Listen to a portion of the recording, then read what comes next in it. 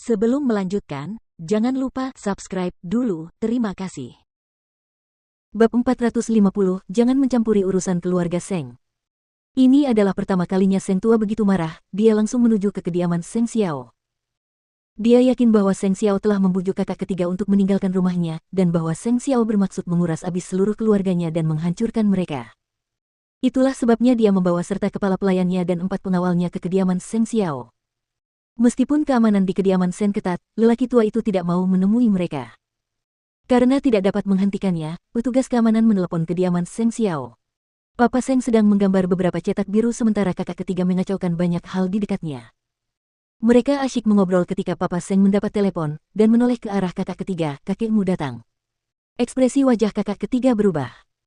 Papa Seng mendesah mendengarnya, sebelum berkata pelan, jika kamu ingin menemuinya, aku akan menyuruh petugas keamanan untuk menolaknya. Simpan saja, paman tertua. Jelas dia marah jika dia datang. Keamanan bisa saja mengusirnya, tetapi tidak setiap saat aku akan pergi. Bukankah dia akan menghancurkanmu jika kau pergi? Aku akan memanggil bibi tertuamu dan menempatkan para penjaga untuk mengawasinya. Dia tidak akan terlalu membencimu jika kita ada di sekitar sini. Saudara ketiga tidak mengatakan apa-apa, tetapi dia tahu dia seharusnya segera meninggalkan negara itu. Bersembunyi di sini hanya meningkatkan konflik antara saudara kedelapannya dan lelaki tua itu. Sementara itu, ketika Mama Seng mendengar bahwa lelaki tua itu datang menjemput kakak ketiga dan segera bergegas kembali dari kediaman Sen. Di mana dia? Dia belum datang, jawab Papa Seng. Aku memintamu untuk kembali dan menanyakan apakah kamu bisa berbicara dengan kakak ketiga. Tidak ada gunanya bicara dengan orang gila itu. Mama Seng mendengus dingin, tidak ada gunanya duduk bersama orang yang tega membakar rumah tanpa memikirkan anaknya sendiri, karena dia tidak punya hati sama sekali. Papa Seng duduk di sampingnya di sofa, dan kakak ketiga mengikutinya sambil mengepalkan tinjunya. Tak lama kemudian, Wout Seng tiba di lantai bawah. Papa Seng menerimanya dan membawanya ke ruang tamu, dan ketika lelaki tua itu melihat kakak ketiga, dia hanya berdiri di luar pintu dan membentaknya, kemarilah. Tercengang, Papa Seng dan Mama Seng menoleh ke kakak ketiga, yang hanya bisa bangkit dari sofa dan berjalan mendekati lelaki tua itu. Namun bahkan sebelum dia bisa mengatakan sepatah kata pun, lengan lelaki tua itu terayun. Itu adalah tamparan yang bersih dan tegas, orang tua itu tidak menahan diri sama sekali. Mama Seng sangat marah mendengar itu. Orang tua, tidakkah kamu tahu bahwa kamu sedang memukuli cucumu sendiri? Saya memberinya pelajaran. Orang luar tidak boleh bicara.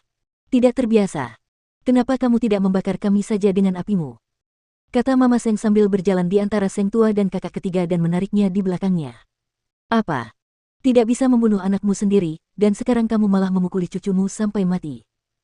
Lelaki tua itu menarik napas dalam-dalam dan mengepalkan jari-jarinya di atas tongkatnya.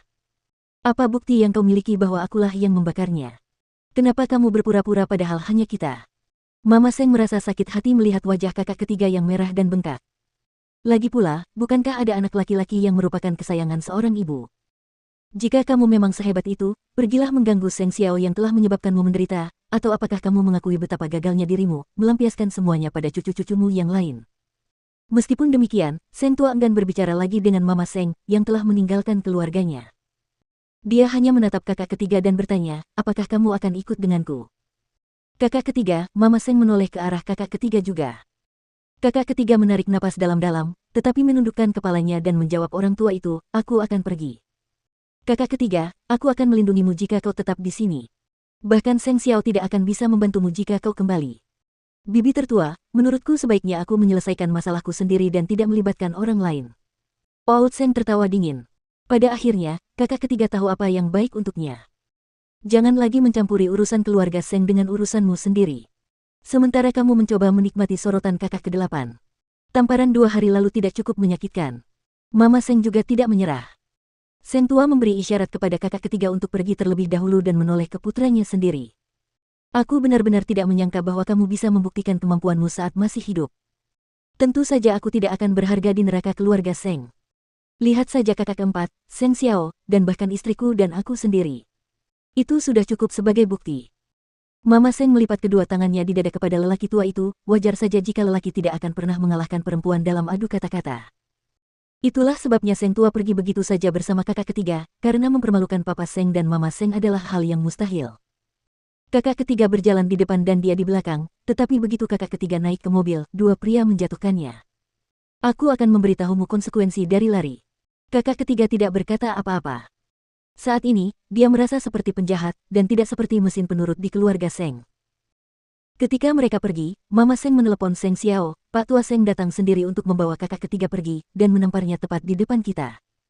Aku khawatir keadaan akan menjadi lebih buruk ketika mereka kembali. Apa yang bisa kita lakukan jika dia ingin kembali? Seng Xiao berkata, setelah menebatnya orang tua itu akan kesulitan membawa kakak ketiga kembali, tetapi hanya jika dia tidak mau. Aku benar-benar tidak tahu apa yang sedang dipikirkannya, cobalah pikirkan sesuatu untuknya. Orang tua itu semakin gila dari hari ke hari. Seng Xiao menutup telepon, lalu mengetuk-ngetukkan jarinya pelan di atas meja.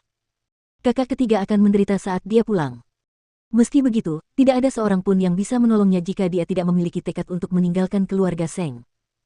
Mungkin kakak ketiga masih punya kekhawatiran, karena dia tidak secerdas Seng Xiao untuk menghibur orang tuanya di masa tua mereka. Membayangkan Papa Seng hampir terbakar sampai mati karena Seng Xiao berkelahi dengan lelaki tua itu bukanlah risiko yang bisa dia ambil. Jika ada jalan yang dapat menyelamatkannya sekarang, itu adalah melalui pernikahan. Menikah dengan keluarga lain mungkin merupakan ide yang bagus. Setelah kakak ketiga diseret pulang, dia dikunci di kamarnya sendiri, tentu saja, jendelanya sudah disegel rapat. Sudah waktunya kamu menikah, atau kamu tidak akan pernah tahu apa yang harus kamu lakukan. Tinggallah di sini dan pikirkan apa yang telah kamu lakukan selama beberapa hari ke depan. Seng Kai mendengar tentang kakak ketiga yang dikurung begitu sampai di rumah, dan merasa tidak percaya bahwa lelaki tua itu akan melakukan sesuatu yang begitu radikal. Oleh karena itu, dia pergi ke kamar kakak ketiga dan mendapati orang itu sendiri sedang berbaring di tempat tidurnya, lalu duduk di samping tempat tidurnya dan bertanya, mengapa kamu membuat kakek marah?